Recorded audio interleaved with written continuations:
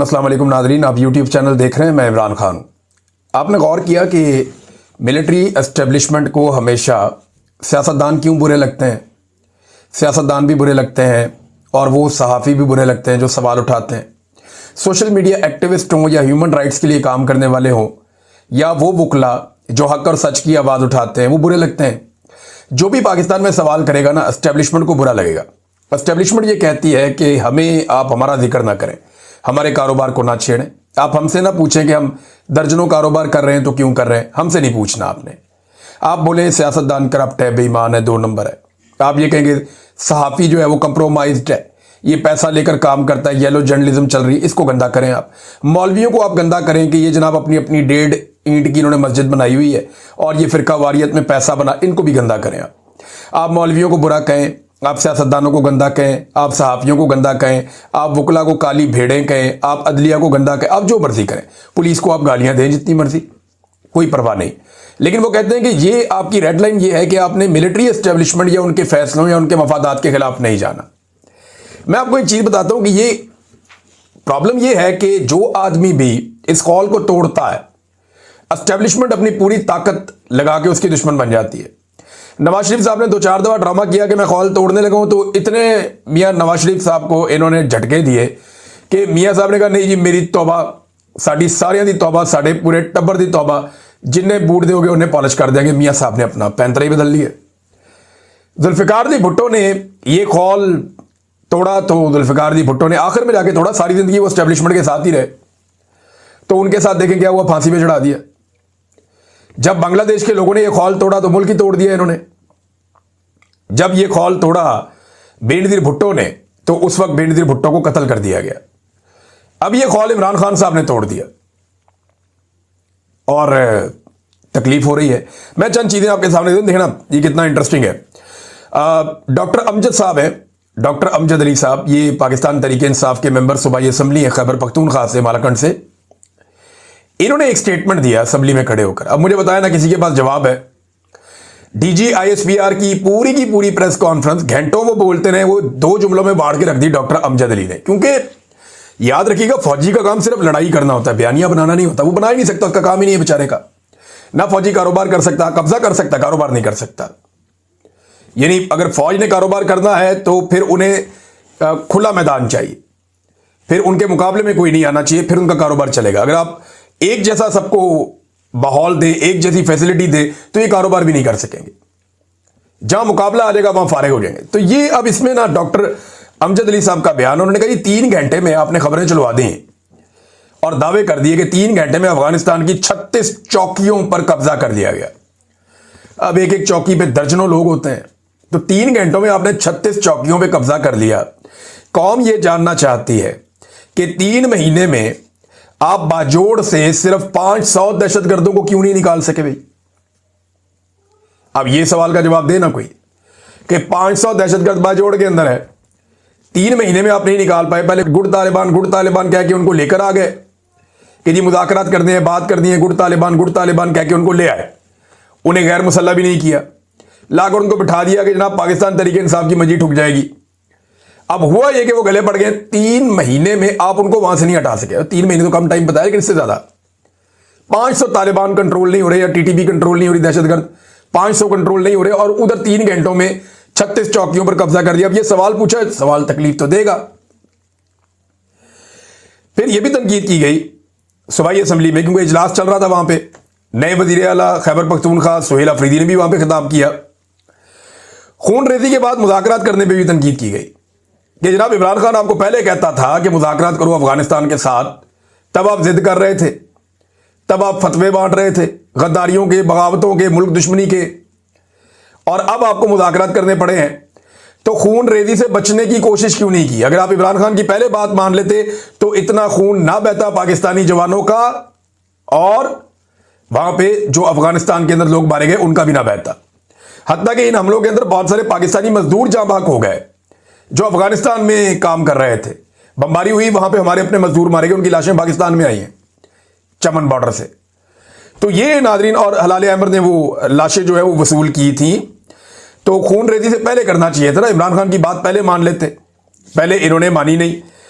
अब मुझे नाज़रीन अभी भी ऐसा लगता है कि कुछ शरपसंद ऐसे हैं जो पाकिस्तान और अफगानिस्तान के दरमियान ये जो जंगबंदी है इसे ख़त्म करवाने की कोशिश करेंगे और बाद में ये रोला डालेंगे या डलवाएंगे अपने लोगों के ज़रिए से कि जनाब देखें अमन की कोशिश की गई थी, मुज़ाकरात की कोशिश की गई थी तो कामयाब नहीं हुए, हमने तो जनाब बड़ी सच्चे दिल से कोशिश की थी। नहीं, ये कुछ शरपसंद है बीच में जो नहीं चाहते कि पाकिस्तान और अफगानिस्तान के बीच में अमन आए और खैबर पख्तूनख्वा के और बलूचिस्तान के इलाकों में एक मुस्तकिल अमन आ जाए, क्योंकि अगर अमन आ जाएगा तो इनका कारोबार बंद हो जाएगा, इनकी मोनोपोली खत्म हो जाएगी।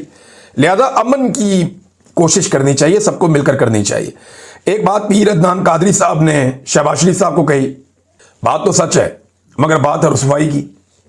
पीर अदनान कादरी साहब जो हैं वो सूबाई असम्बली के रुकन है, वो ये कहते हैं कि एक कर्नल से भीख मांगने से बेहतर था कि शहबाज शरीफ साहब कुर्सी को लात मार दें, वो मुलाकात वाले मामले पे। क्योंकि जब मुलाकात के लिए कहा, क्योंकि कर्नल कंट्रोल करता है इमरान खान साहब के बकौल अडियाला जेल को, वहां पे एक कर्नल है वो कंट्रोल करता है अडियाला जेल के सारे निज़ाम को, स्पेसिफिकली इमरान खान साहब के मामलात को। इमरान खान साहब ये बड़े लंबे अरसे से कह रहे हैं, उनकी फैमिली भी कह रही है, उनकी पार्टी भी कह रही है। तो अब वो एमपीए ये कहता है कि शहबाज शरीफ साहब आपसे कहा हमारे वजीर आला ने कि इमरान खान से मुलाकात करवाई, मैंने काबीना बनानी है, मैंने काम करना है, मैं कैसे आ जाऊं, मुझे पहले इमरान खान से रहनुमाई लेनी पड़ेगी, मैंडेट उसका है। तो आपने कहा कि मैं पूछ के बताता हूं। अगर आपने कर्नल से ही पूछ के बताना था तो अगर आपने कर्नल से भीख मांगनी है तो इससे बेहतर है कि आप कुर्सी को लात मार दे। लेकिन पीर अदनान कादरी साहब, गैरत बड़ी चीज होती है और इसको मारना बड़ा मुश्किल होता है। अब शहबाज शरीफ साहब कभी ऐसा नहीं कर सकेंगे। जिस लेवल पे वो पहुंच गए हैं वो आलमी सतह की उन्होंने रुसवाई समेटी है पाकिस्तान के लिए। पाकिस्तान की तारीख का सबसे बड़ा जोकर वजीर आजम इन्होंने बनाकर दिया, जिसने ऐसी मदह सराई की डोनाल्ड ट्रंप की कि अमरीकी हैरान हो गए।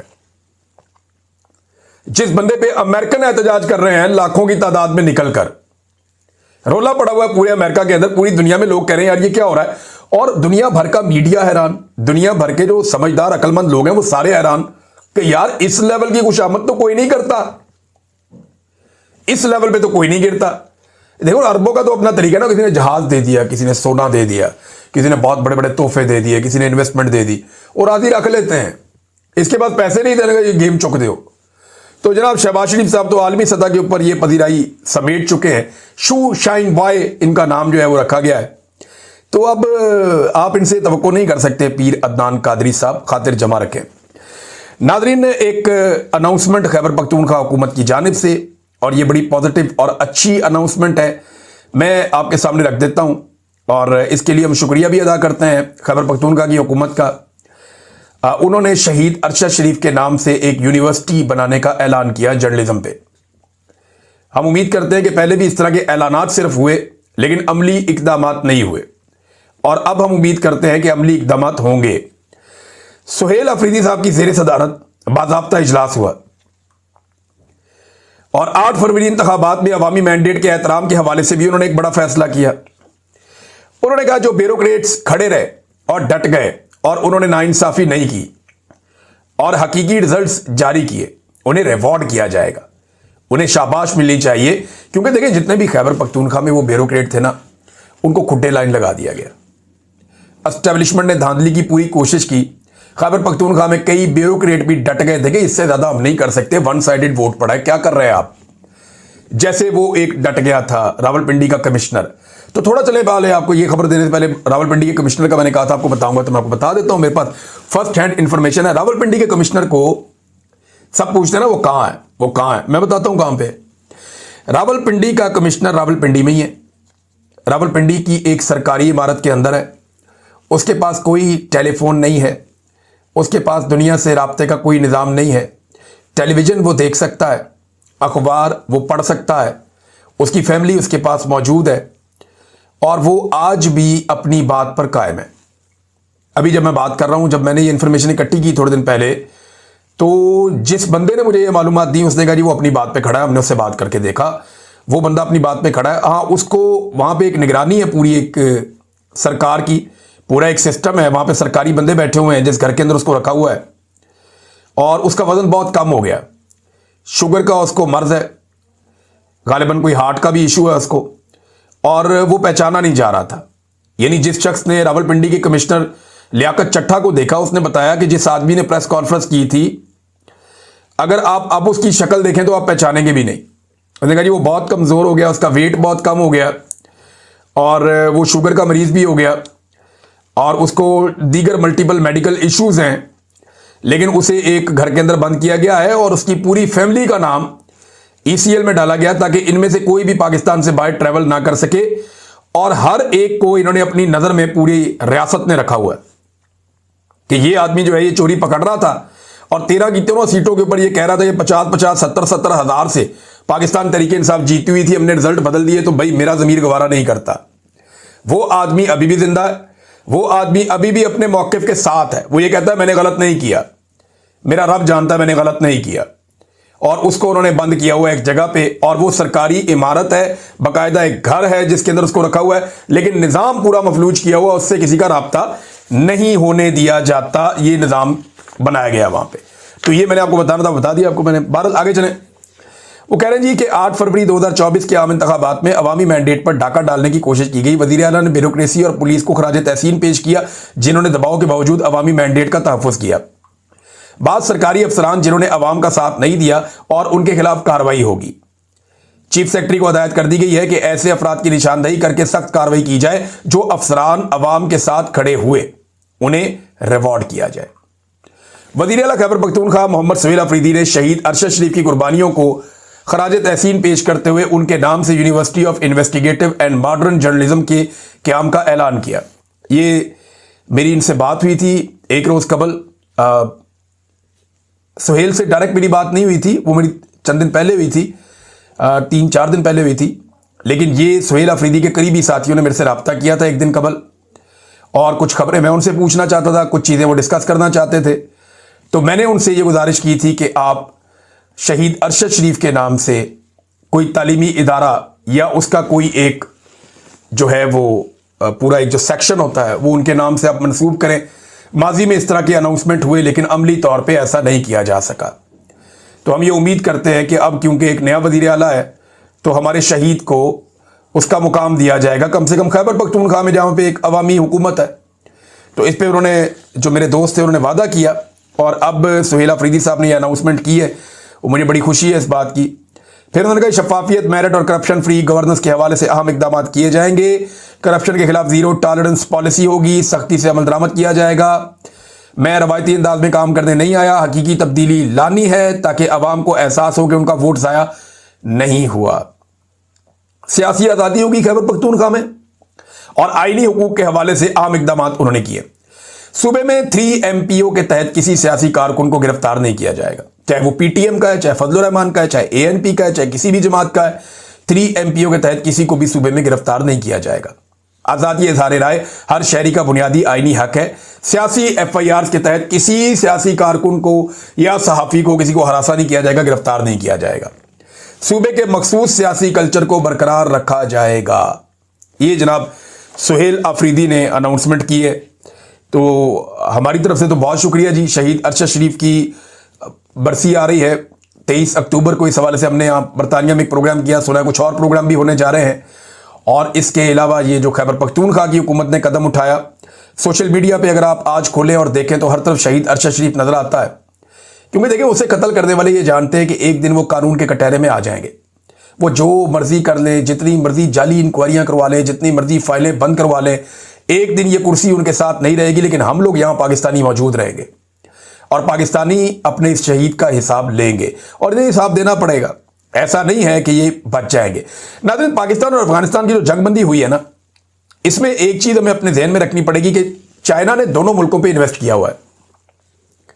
50-60 अरब डॉलर चाइना ने पाकिस्तान पे लगाया हुआ है। एग्जैक्ट फिगर मैं निकालूंगा किसी टाइम। और अफगानिस्तान के ऊपर भी चाइना ने टिका के इन्वेस्टमेंट की हुई है। अब दोनों मुल्कों पे चाइना ने पैसा लगाया हुआ है, तो वो क्यों चाहेगा कि ये दोनों मुल्क आपस में लड़के इंफ्रास्ट्रक्चर को तबाह करें? सबसे बड़ा प्रॉब्लम जो है ना, वो इस रीजन का जायंट चाइना है। तो चाइना का प्रॉब्लम ये है कि हमने तो पाकिस्तान पे पैसा लगाया हुआ है, हमने अफगानिस्तान पे भी पैसा लगाया हुआ है। हम तो यहां से ट्रेड करना चाहते हैं, तिजारत करना चाहते हैं। ये एक दूसरे से अगर दुश्मनी पैदा करेंगे तो ट्रेड कैसे होगी? यानी चाइना तो यहां से गुजर जाएगा, लेकिन माहौल वो नहीं होगा ना तिजारत वाला, और दीगर मसाइल पैदा हो जाएंगे।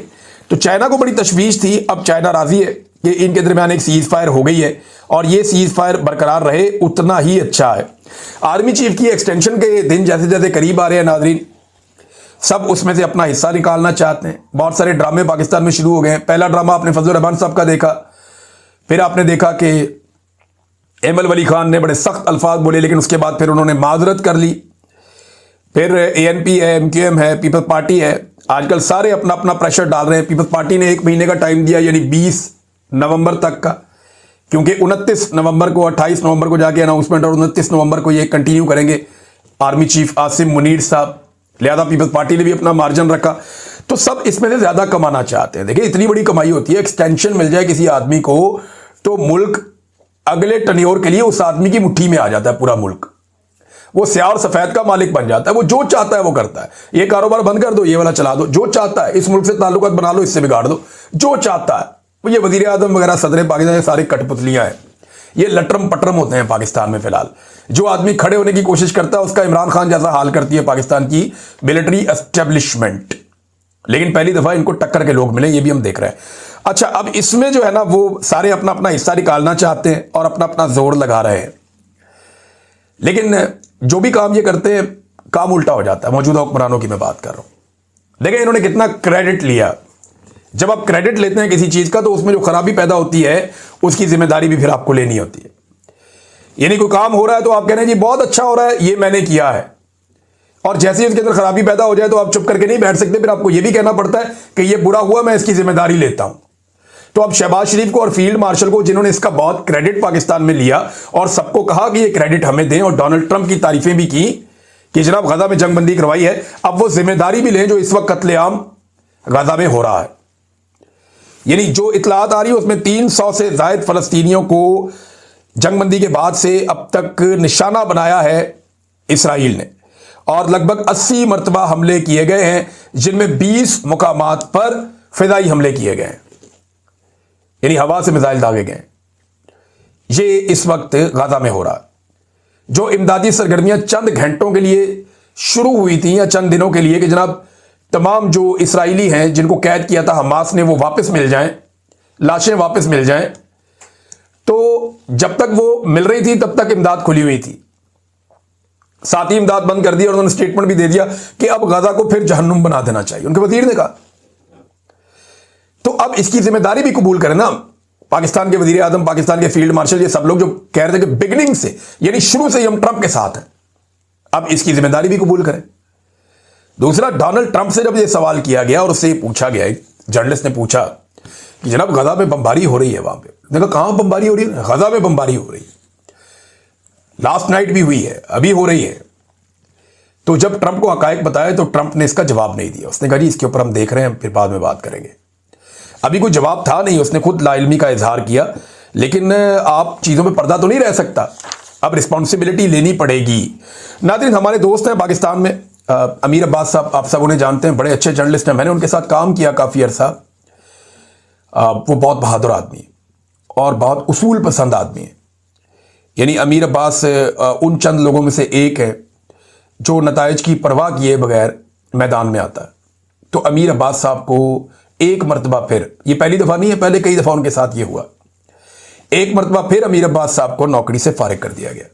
ये बहुत मजबूत असाब का मालिक है, ये भी इनसे नहीं टूटेगा। और मजे की बात यह है कि कई लोगों को जब नौकरियों से फारिग किया जाता है तो वो खामोश रहते हैं और अपने वक्त का इंतजार करते हैं। हर एक की अपनी स्ट्रेटजी होती है ना। ये अमीर अब्बास वो भी नहीं है, ये चुप करके नहीं बैठेगा, ना ये अपनी बारी का इंतजार करेगा। ये मुज़ाहमत में बिलीव करने वाला आदमी है, जितना मैं अमीर अब्बास को जानता हूं। तो अमीर अब्बास को एक मरतबा फिर फारिग करके इन्होंने एक और अपने पांव पे कुल्हाड़ा मारा है, हमारे एक और साथी को इन्होंने निशाना बनाया है, और यह सिलसिला बड़े लंबे अरसे से जारी है। लेकिन एक दिन आएगा ये भुगतेंगे। नाज़रीन, जो 26वीं आईनी तरमीम का केस चल रहा है ना आईनी अदालत में, वो बड़ा दिलचस्प रुख इख्तियार कर रहा है। वो जो हमारे कोर्ट रिपोर्टर हैं, बहुत सारे दोस्त, आप उनको सुन लिया करें, वो आपको सारा बताएंगे कोर्ट में क्या हो रहा है। मैं आपको सिर्फ एक दो चीजें बता सकता हूं। एक तो ये है कि वकला ये कह रहे हैं कि जनाब इसको ले जाएं उन जजों के पास जो इसके बेनिफिशियरी नहीं है 26वीं आईनी तरमीम के। जो जज इस तरमीम के बाद आए हैं उन्हें बाहर निकालो, और उससे पहले वाले जो जज हैं वो ये केस सुन लें, या कम से कम जो जजेस ये समझते हैं कि वो इसके बेनिफिशियरी हैं वो अपने आप को अलग कर ले और बाकी जजेस इसको सुन लें। लेकिन इस पे अभी अदालत आ नहीं रही। और बल्कि ये भी कह दिया जज ने कि ये मुतनाज़े नहीं है। भाई तनाज़ा होता है तो अदालत में आता है ना।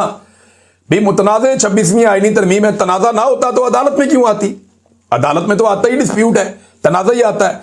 अकरम शेख साहब ने अदालत के अंदर जब यजीद की बैत से इनकार का जिक्र किया तो आईनी बेंच के सरबराह जस्टिस अमीनुद्दीन खान ने यह बर्दाश्त नहीं किया। वो झट से बोल पड़े कि आप मजहबी बात क्यों कर रहे हैं। भाई ये कोई मजहबी बात है? ये तो एक इस्तारा है, ये तो एक एग्जाम्पल है, पूरी दुनिया में कोट की जाती है यजीद की और हुसैन की। ये तो अदालतों में खड़े होकर इसको बाकायदा एक कोटेशन के तौर पे सामने रखा जाता है कि हुसैन का रास्ता और यजीद का रास्ता। और जस्टिस अमीनुद्दीन खान साहब इससे डर गए। आपको पता है ना क्यों? आप सब जानते हैं क्यों, और जज साहब भी जानते हैं क्यों। जज साहब, ये 26वीं आईनी तरमीम बनाई ही आप जैसे लोगों को ऑब्लाइज करने के लिए है, ताकि कंट्रोल किया जा सके अवामी रिएक्शंस को, कंट्रोल किया जा सके उस पॉलिटिकल पार्टी को जिसको 90% पाकिस्तानी सपोर्ट करते हैं।